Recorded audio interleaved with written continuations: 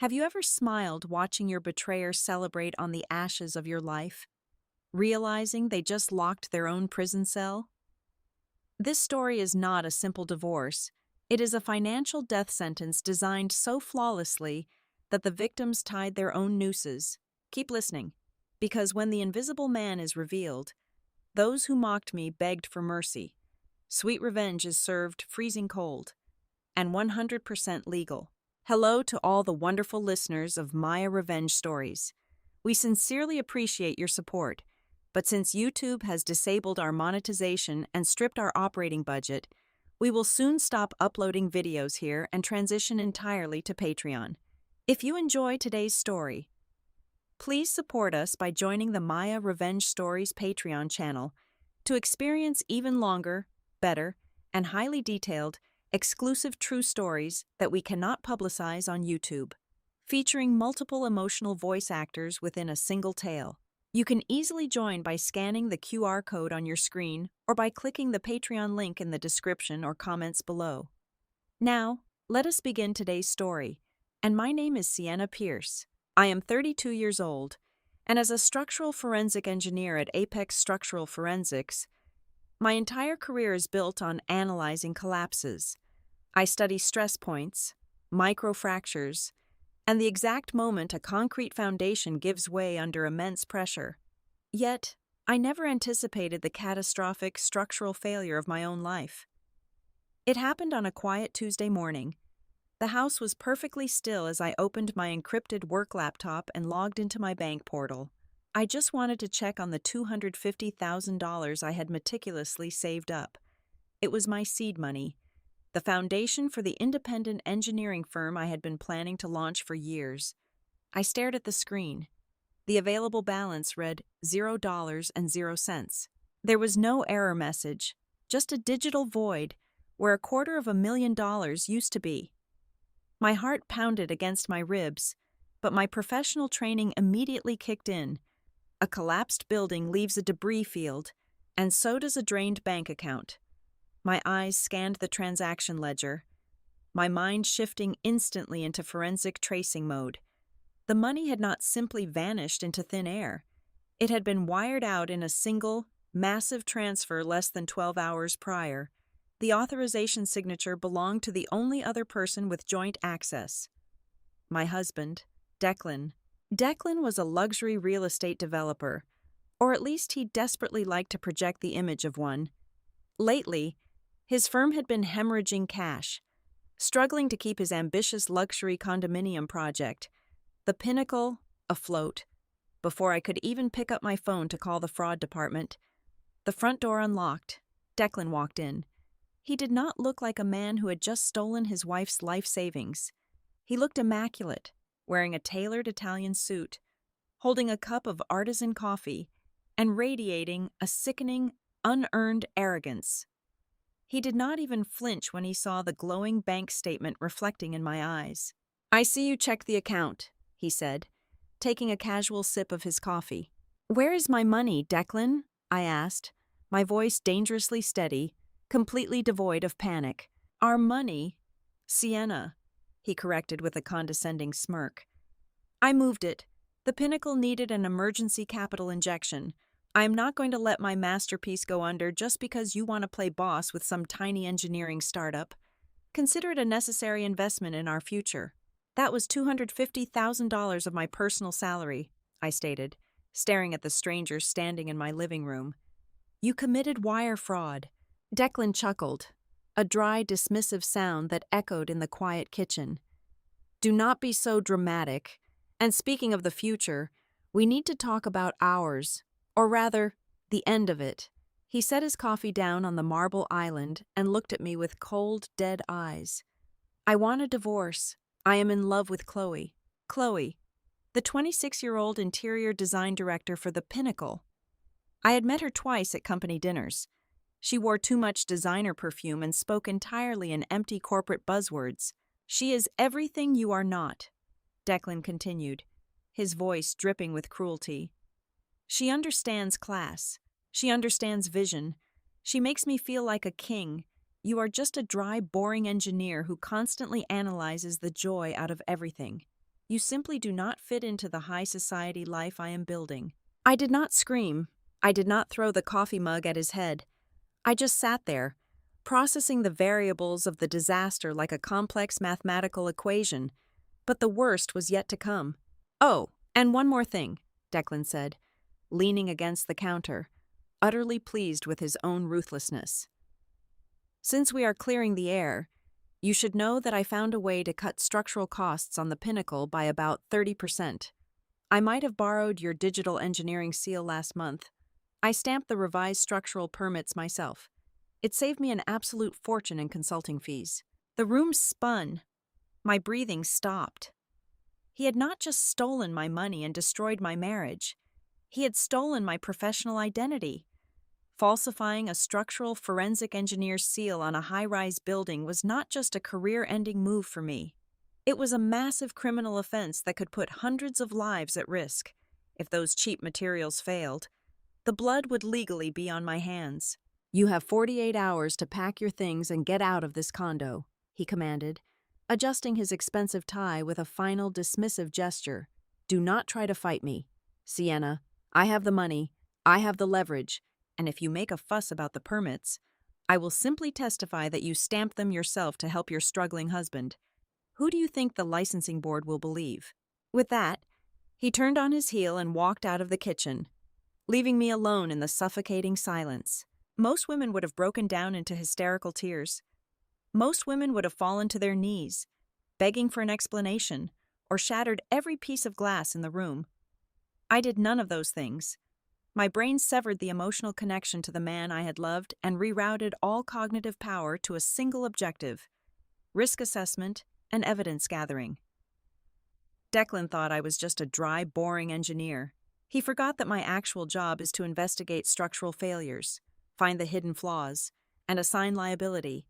He had just handed me the blueprints to his own destruction, and I was going to calculate the exact angle required to bring his entire life crashing down. Only 4 hours had passed when the doorbell rang. It was not a courtesy visit. My parents-in-law, Arthur and Beatrice, marched into my home armed with flattened cardboard boxes and heavy-duty packing tape. They did not knock, nor did they offer a standard greeting. They simply stepped over the threshold with the haughty entitlement of conquerors claiming a besieged territory. Beatrice was dressed in her usual uniform of fabricated wealth. Wearing an oversized cashmere sweater and a string of oversized pearls she made sure everyone knew were cultured. Arthur trailed silently behind her, a weak man whose only discernible talent was nodding at his wife's decrees. They immediately began opening my cabinets, tossing my personal belongings into the cardboard boxes with sickeningly cheerful, condescending smiles on their faces. "Do not look so gloomy, Sienna," Beatrice chimed, wrapping one of my favorite coffee mugs in newspaper with far too much aggressive force. "We are just helping you meet Declan's timeline. You always were a bit slow when it came to moving on and accepting reality." I stood leaning against the kitchen counter, crossing my arms as I watched them invade my personal space. "I suppose Declan told you about the $250,000 he took from my business account this morning." Beatrice stopped packing and looked at me, her lips curling into a sharp, mocking sneer. "Oh, please, let us call that what it really is, a youth compensation fee. You have spent the last 5 years holding my son back with your pessimistic, overly analytical mindset. Declan is a true visionary. He needs a partner who elevates him, not some blue-collar worker bee who pinches pennies and questions his genius. That money is the absolute bare minimum you owe him for suffocating his glorious career all these years." The sheer audacity of her statement hung in the air, toxic and heavy, but I did not argue. Arguing with Beatrice was like trying to explain calculus to a pigeon. Instead, I observed them with cold detachment. They were so utterly blinded by the dazzling illusion of high society that they could not see the jagged cliff edge rapidly approaching. I knew for a fact that Arthur and Beatrice had leveraged their entire retirement portfolio and taken out a massive second mortgage on their suburban home, pouring every single dime into the Pinnacle. They firmly believed that Chloe, with her flashy aesthetic and supposed high-end connections, was their golden ticket into the true elite circles of Seattle. They were aggressively betting their entire existence on a luxury building whose foundation was literally built on forged structural permits. Chloe is already securing invites for us to the Emerald Sound Yacht Club for the grand unveiling, Arthur bragged, puffing out his chest as he taped a box shut. She actually understands what this family deserves. I am sure she does, I replied smoothly, my voice devoid of any emotional inflection. While Arthur and Beatrice busied themselves with loudly emptying the living room bookshelves, a third figure slipped quietly into the kitchen. It was Marcus, the husband of Declan's younger sister. Marcus was a senior building inspector for the city, a quiet, deeply cynical man who usually kept to himself at our insufferable family gatherings. I had always sensed that he despised the pretentious rot of his in-laws, but he had never openly rebelled. Until today. Marcus quickly glanced over his shoulder to ensure Beatrice was out of earshot. He moved swiftly, closing the distance between us. Without saying a word, he reached into his jacket pocket and slid a small, encrypted silver USB drive across the marble island, right into my waiting hand. Beneath it was a folded piece of white paper. "Take it," he whispered, his eyes dark with a suppressed, simmering rage. I have spent the last 3 weeks looking into the municipal zoning files and the supply chain logs for the Pinnacle. The corruption goes way deeper than a few forged structural signatures. They are bleeding the project dry, buying cheap scrap metal and billing the investors for premium steel. I looked down at the drive, the cold metal pressing against my palm. "Why are you giving this to me, Marcus?" "Because I am sick of watching them destroy good people," he muttered bitterly. "And because I know you are the only person smart enough to burn them all to the ground." He tapped the folded piece of paper. "There is a phone number on that note. Call Vance. He is Chloe's husband. Yes, you heard that right. The little 26-year-old visionary is legally married. Call him immediately. This fraud is much bigger than you think, and he holds the other half of the puzzle." Before I could ask another question, Marcus stepped back, seamlessly blending back into the role of the disinterested relative, just as Beatrice marched heavily back into the kitchen. "Are you just going to stand there staring into space, or are you going to pack your clothes?" Beatrice snapped, placing her hands on her hips. I looked at her, then at Arthur, and finally at the cardboard boxes scattered aggressively across my living room. A faint, genuine smile touched the corners of my mouth. They thought they were throwing me out into the cold streets. They had no idea I was willingly leaving them locked inside a burning building. "I will handle my own things. Beatrice," I said quietly. I walked straight into the master bedroom, grabbed my small rolling suitcase, and carefully placed my heavily encrypted work laptop inside. I slipped the silver USB drive and the piece of paper into my tailored blazer pocket. I did not bother packing the expensive dishes, the luxury linens, or any of the superficial trinkets we had accumulated over our marriage. I only took my tools of war. I calmly zipped up the suitcase, gripped the handle tightly, and walked out the front door, willingly surrendering the battlefield to enemies completely blinded by their own insatiable greed. The rain was relentless that evening, slicing through the neon glare of downtown Seattle like icy blades. I followed the coordinates on the slip of paper Marcus had given me, which led to an unmarked alley behind the financial district. A heavy oak door stood at the end, guarded by a man who looked like he could crush cinder blocks with his bare hands. I gave him the name. He stepped aside. The air inside the private cigar lounge was thick with the scent of aged tobacco, leather, and quiet. Dangerous power. The lighting was impossibly dim, casting long, sharp shadows across the mahogany tables. I found him sitting in the furthest corner booth, swirling a glass of amber liquid. This was Vance, the man my husband's 26-year-old mistress had described as a boring urban planning clerk. Chloe was a fool. The man sitting before me radiated the quiet, lethal authority of a seasoned apex predator. He wore a charcoal suit that spoke of old money, and his eyes were sharp enough to cut glass. He was not a clerk. He was a phantom billionaire, a man who controlled massive land trusts through an intricate web of shadow corporations. "Sienna Pierce," he said, his voice a low, smooth baritone that commanded immediate attention. Take a seat. We have a mutual problem to solve. I sat across from him, placing my briefcase on the table. Marcus said you had the other half of the puzzle. Vance reached into his jacket and slid a thick, leather-bound dossier across the table. Your husband and my wife believe they are criminal masterminds. They are actually just sloppy thieves. Declan did not just drain your $250,000 over the last 6 months. He and Chloe have embezzled exactly $3 million from the construction fund of the Pinnacle. They have been creating fake vendor invoices, charging the investors for premium high-grade steel, and purchasing cheap, substandard scrap metal from offshore suppliers. My mind immediately verified the data Marcus had given me earlier. The puzzle pieces locked together with a sickening crunch. The structural integrity of the building was compromised by design. That is why he stole my digital seal, I stated, the icy realization washing over me. He needed a licensed structural forensic engineer to sign off on the fake load-bearing calculations to bypass city inspections. If the building collapses, I am the one facing manslaughter charges, while they walk away with millions. Exactly, Vance replied, taking a slow sip of his drink. But they made a fatal miscalculation. They did not research the ground they are building on. The Pinnacle is sitting on a prime piece of commercial real estate, land that belongs to one of my shell companies. They are building their little fraudulent empire in my backyard.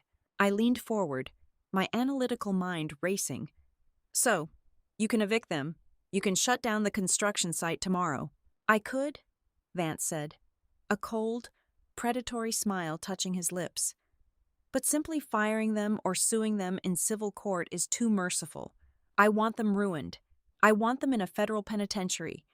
And I want every asset they have ever touched burned to ash. And to do that, I need you. I propose a merger. He reached into his briefcase and produced a pristine white document. It was a marriage certificate. A paper marriage, Vance explained, his eyes locking onto mine. Under state law, if we marry and legally commingle our assets and our debts, the financial crimes committed against us combine. Your stolen $250,000 merges with my stolen $3 million. By crossing that specific financial threshold and utilizing interstate wire transfers, their little embezzlement scheme instantly elevates from a localized civil dispute into an organized federal financial fraud. The Racketeer Influenced and Corrupt Organizations Act, RICO. We trigger an automatic federal indictment. I stared at the document. It was brilliant. It was a perfectly engineered legal death trap. I mentally stress-tested the plan, looking for structural weaknesses, but found none. Instead, I found a devastating secondary effect. Declan's parents, I whispered, the realization bringing a sharp thrill to my veins. Arthur and Beatrice. They signed the surety bonds for the project. They leveraged their entire retirement portfolio and took out a second mortgage on their home to guarantee the construction loans. Correct, Vance confirmed, his tone devoid of any pity. The moment the federal government freezes the Pinnacle's assets under the RICO Act, the banks will immediately call in the surety bonds. Your in-laws will be stripped of every penny they own before the sun sets. It was a flawless execution. Declan thought he had cornered me by taking my money and my professional seal. He had no idea he had just handed me the remote detonator to his entire family's existence. I will compensate you for your time and expertise, of course, Vance added smoothly. Once the federal agents haul them away and my land is cleared of their mess, I will wire a consulting fee of $5 million directly into your new corporate account, tax-free. A solid foundation for that engineering firm you always wanted to build. I looked at the billionaire sitting across from me. He was cold, calculating, and absolutely ruthless. He was the perfect ally. I reached into my pocket, pulled out my favorite silver pen, and clicked it open. Where do I sign? I asked, a genuine, terrifying smile spreading across my face. 48 hours later, Vance and I stood under the flickering fluorescent lights of the downtown municipal courthouse. There were no flowers, no vows, and no guests. We simply handed our identification to a bored clerk behind a thick pane of bulletproof glass. When I signed my name on the dotted line, it was not an act of love. It was the execution of a legally binding corporate merger. With a single stroke of a pen, my stolen $250,000 was formally tethered to his embezzled $3 million. We had crossed the federal threshold. The legal snare was now primed, elevating a local civil dispute into a massive interstate racketeering case. Leaving the courthouse, my real work began. I retreated to the secure, encrypted server room inside Vance's private estate and spent the next 72 hours doing what I do best. I analyzed the breaking point. Using the raw data Marcus had provided on the encrypted drive, I compiled a 300-page structural forensic report. I mapped out every single stress fracture, every compromised load-bearing column, and every falsified materials invoice. The cheap offshore scrap metal Declan and Chloe had ordered possessed 30% less tensile strength than the premium steel they had billed the investors for. If an earthquake hit, or even a severe windstorm, the pinnacle would pancake into a mass grave of shattered concrete. I attached undeniable proof that my digital engineering seal had been cloned and applied to these lethal blueprints. I hit send, transmitting the entire dossier directly to the Federal Engineering Board and the field office of the Federal Bureau of Investigation. The structural trap was set. Now, I needed to lock Declan inside it. The divorce mediation took place the following morning in a sterile, glass-walled conference room in the financial district. I prepared for this meeting as if I were applying theatrical makeup for a tragedy.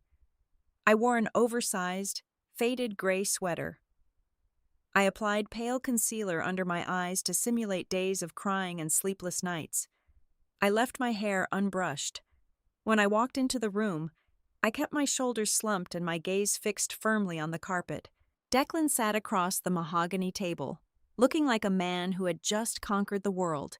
He wore a custom navy suit and a smug, victorious grin. He was so incredibly arrogant, so utterly convinced of his own superior intellect, that he had not even bothered to bring his senior litigation team. He just brought a junior associate to handle the paperwork. He looked at my pathetic, trembling demeanor and practically salivated with triumph. My attorney, who was secretly on Vance's payroll, slid the 50-page settlement agreement across the table. I played my part flawlessly.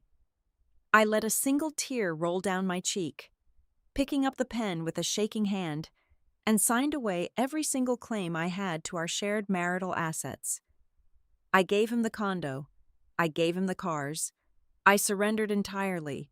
Declan snatched the document, his eyes gleaming with greedy satisfaction. He was so eager to finalize his victory and rush back to his young mistress that he did exactly what Vance and I had calculated he would do. He skimmed the document. He did not read page 42.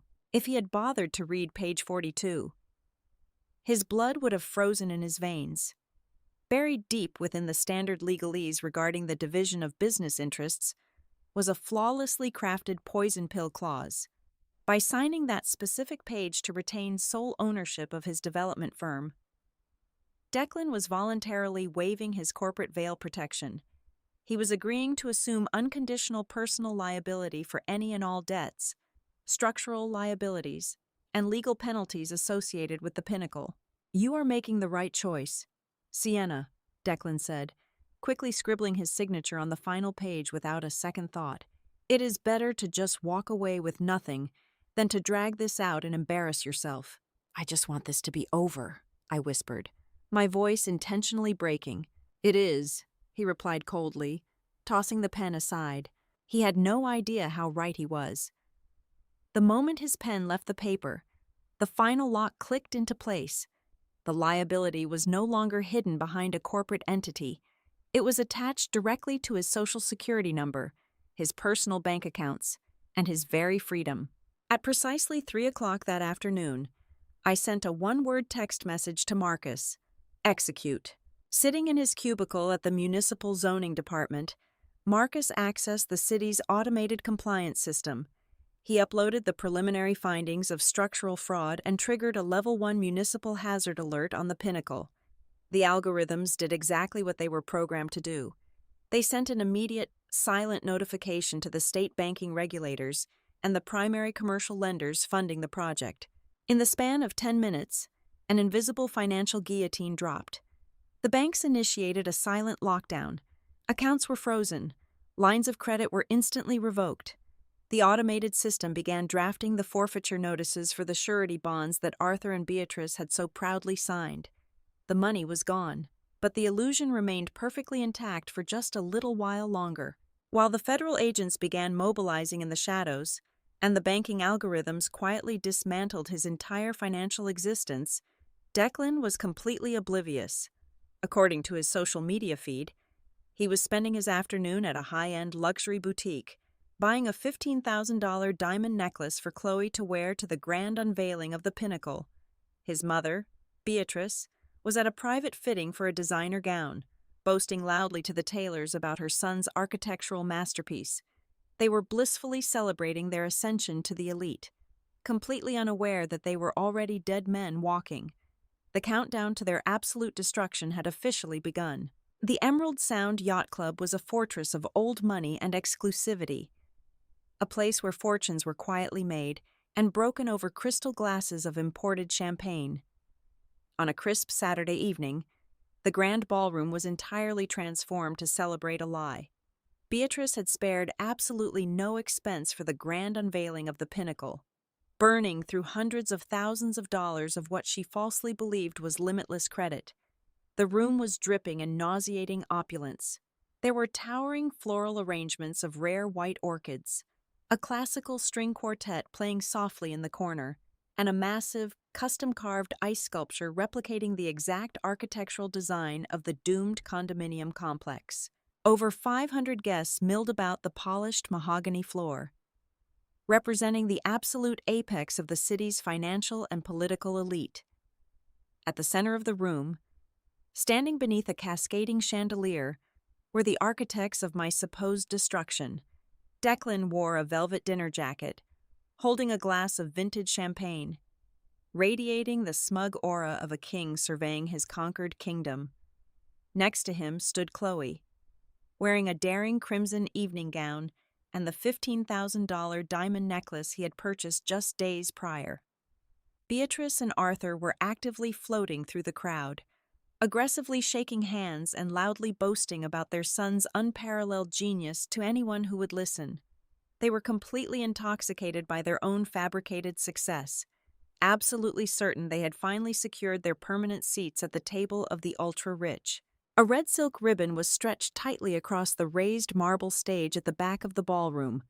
The string quartet suddenly stopped playing.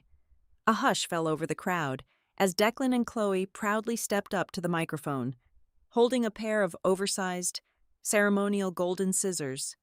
Declan tapped the microphone, a bright, blinding spotlight hitting his face as he prepared to deliver his victory speech. He never got the chance to speak a single word. At that exact moment, the heavy, brass-studded oak doors at the main entrance swung open with a resounding thud.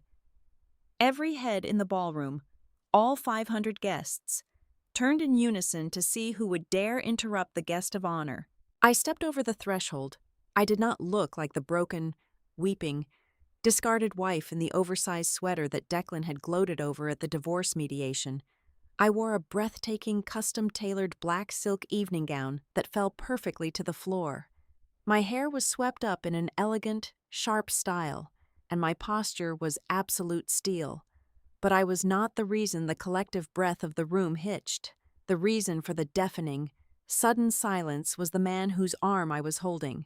Vance walked beside me, wearing a perfectly cut bespoke tuxedo. He radiated a dark, undeniable gravity that instantly commanded total submission from the room.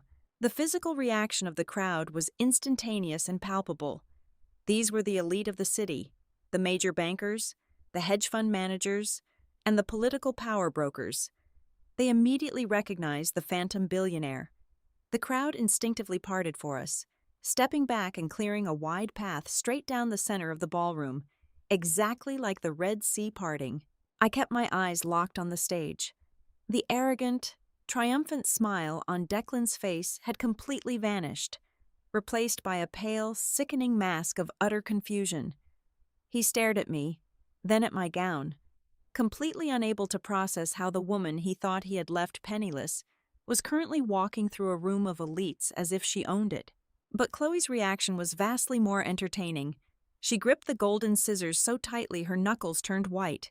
Her jaw went completely slack. She was staring directly at the man she had so viciously mocked as a boring, low-level urban planning clerk. She watched her discarded husband walk into the most exclusive club in the city, holding the arm of the woman she had helped ruin, while the most powerful people in the state bowed their heads in deep respect as he passed. We walked up the marble steps of the stage. Declan was completely paralyzed. I reached out and gently plucked the microphone directly from his trembling hand. "Good evening, everyone," I said, my voice echoing clearly through the silent, cavernous ballroom. "Please, do not let our late arrival stop the celebration. I simply could not miss the opportunity to personally congratulate my former husband on his magnificent achievement." I turned slowly to look at Declan, offering him a smile that was entirely devoid of warmth. Declan has worked tirelessly to build the pinnacle. He has cut corners, manipulated data, and boldly constructed a towering masterpiece of fatal structural flaws, utilizing 30% weaker scrap metal just to save a few pennies. It is truly a marvel of modern fraud, but the most impressive part of his grand vision is his choice of location. A low, uneasy murmur rippled through the crowd of wealthy investors. "You see," I continued, my voice smooth and relentless, "Declan built his fraudulent, collapsing tower on a piece of prime real estate that does not belong to him. He built it on land owned entirely by my new husband." I handed the microphone to Vance. The billionaire took a slow, commanding step forward, his cold eyes locking directly onto Chloe, whose face was now drained of all blood. "Allow me to formally introduce myself to those of you who only know me through my corporate proxies," Vance stated, his baritone voice echoing with absolute authority. "My name is Vance Sterling. I am the sole proprietor of the Sterling Land Trust, the parent company that holds the deed to the ground beneath the pinnacle. I am also the man whose construction funds were just embezzled to pay for this absurd party, and for that rather cheap diamond necklace currently sitting on my estranged wife's neck." The silence in the room was so absolute, it was suffocating. Beatrice dropped her crystal champagne flute. It shattered against the polished mahogany floor, the sharp sound echoing like a gunshot. Declan finally snapped out of his paralyzed stupor, his face flushing a violent shade of dark red. Panic and rage overtook his senses. He lunged forward, pointing a shaking finger at Vance. "This is a lie! Security! Get security in here immediately! Throw them out! They are trespassing!" 4 broad-shouldered private security guards in dark suits immediately stepped forward from the shadows of the room, rushing toward the stage. But the moment they reached the steps, the head of security looked directly at Vance, recognized him, and froze completely. The club's general manager rushed forward, his face pale with terror, and aggressively grabbed the security guard by the shoulder, yanking him back. The manager furiously shook his head. Nobody was going to touch Vance Sterling. Declan looked at the security guards stepping away. He looked at the club manager shrinking back into the shadows. Then, he looked out at the sea of 500 elite guests, the bankers, the politicians, and the socialites, who had been drinking his champagne just 5 minutes prior, were now physically backing away from him. They were creating a wide, empty circle of absolute isolation around the stage. No one in that room was willing to risk their own wealth and standing by associating with a man who had just crossed a billionaire apex predator. Declan, Chloe, Arthur, and Beatrice stood completely alone under the blinding spotlight, surrounded by hundreds of thousands of dollars worth of decaying flowers and melting ice.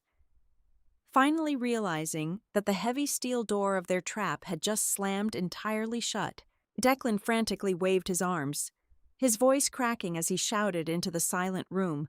"I have the municipal permits. Everything is completely legal. The city signed off on the structural integrity just last month. You cannot just come in here and declare my property compromised." From the thick crowd of retreating elites, a familiar figure stepped forward. Marcus walked slowly up the center aisle, holding a thick, red-stamped federal folder. He did not look like the quiet, submissive brother-in-law anymore. He looked like the executioner. Marcus slammed the heavy folder down onto the nearest cocktail table with a deafening crack.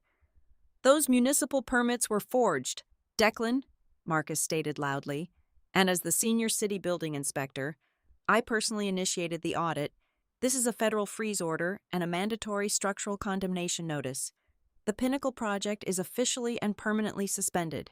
Before Declan could even process Marcus's betrayal, the wail of heavy sirens pierced the elegant atmosphere of the yacht club. Red and blue emergency lights violently strobed through the massive floor-to-ceiling glass windows, shattering the luxurious ambiance.